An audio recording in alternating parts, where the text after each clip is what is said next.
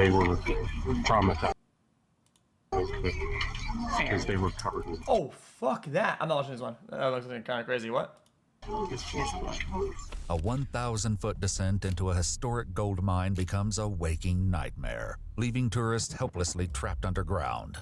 The following footage has never been seen before.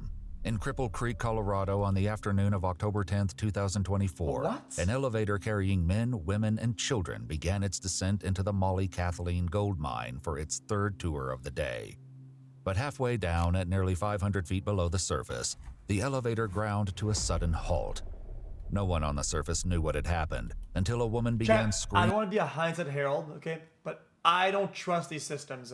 Dude, I've been on vacation, in spots where people are going in places like, I take the stairs or whatever the fuck. I don't trust this shit, man. A sudden halt.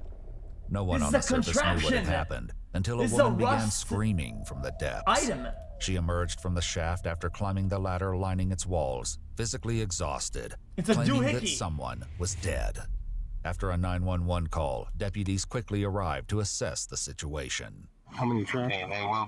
Well, you got 11 at 500 feet, and then there's another group at 1,000 feet. How many do we know down there? We think it's going to be 25 total.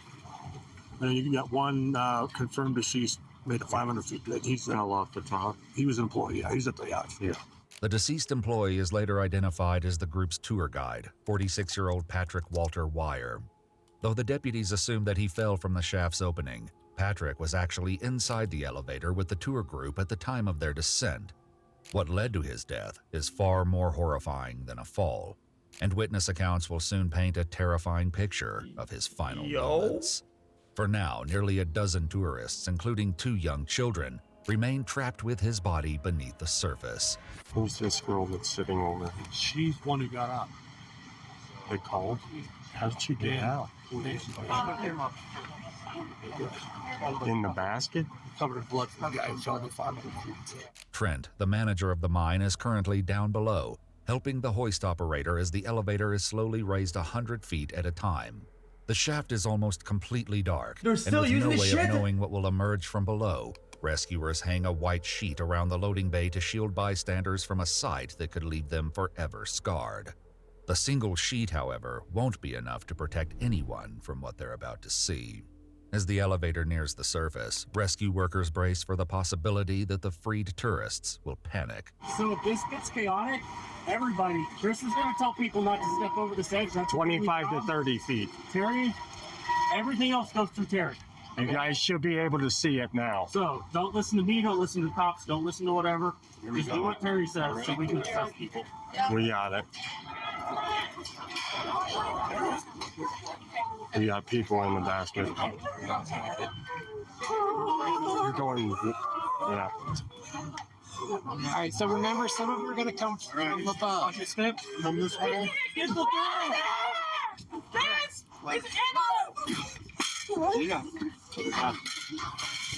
These are heavy.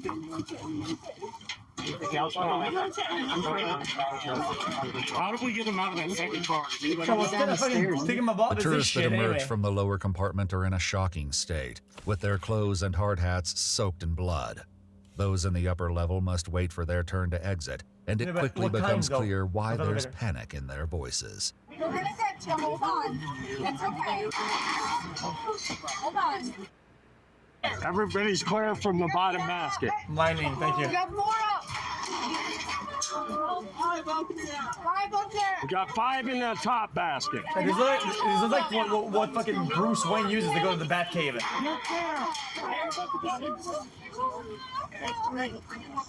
Who's left down below? Is there anybody left down below? Okay.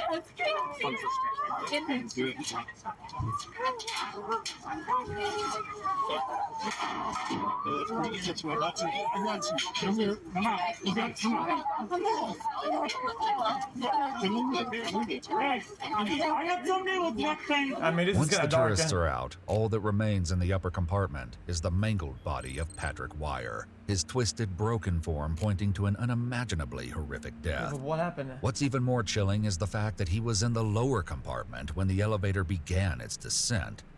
Not yet aware of what caused his demise and unclear on the safety of the elevator, deputies are now left with the realization that there's a second group of tourists still in the mine 1,000 feet below, with no way to bring them out. Trent is still down there with the whole other group. Trent's probably going down by ladder because he went to the 500 level to get this up.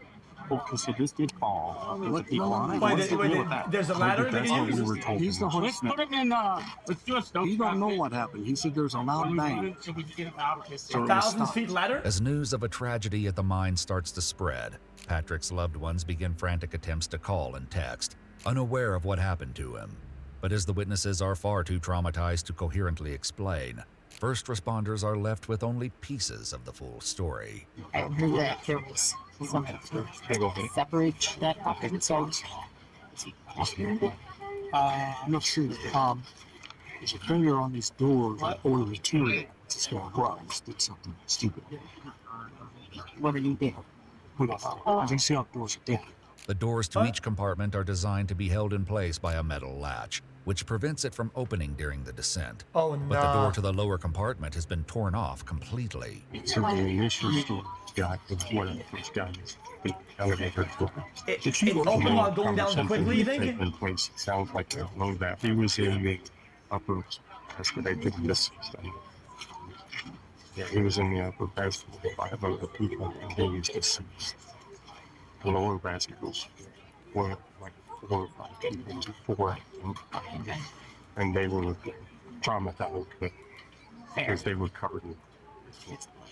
I mean, yeah, this is kind of dark. I'm not actually Well, to calmly recount the terrifying ordeal that the truth of what happened finally falls into place.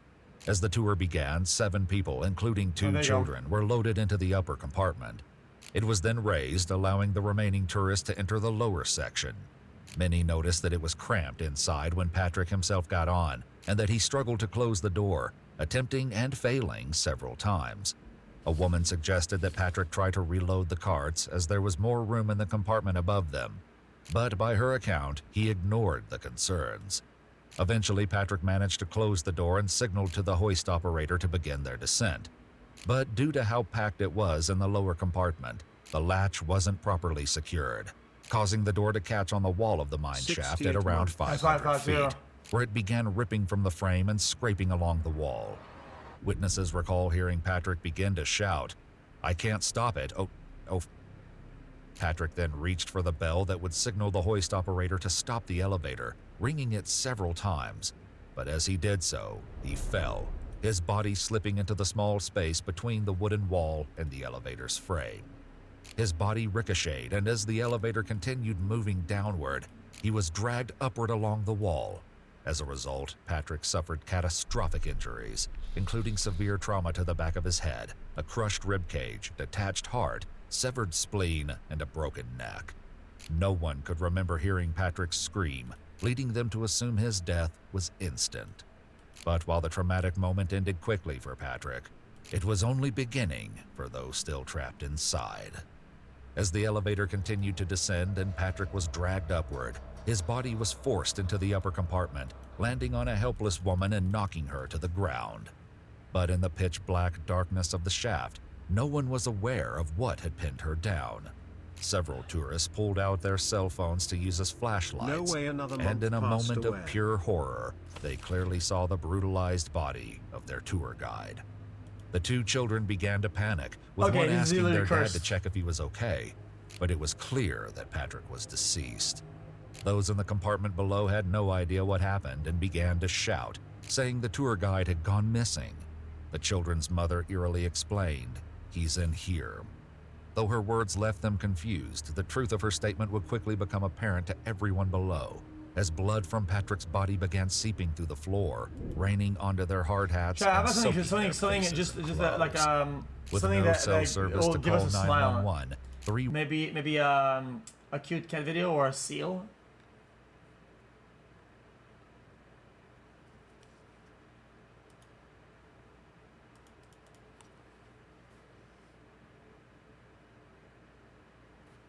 Something more light-hearted PLS. A happy video. Surely.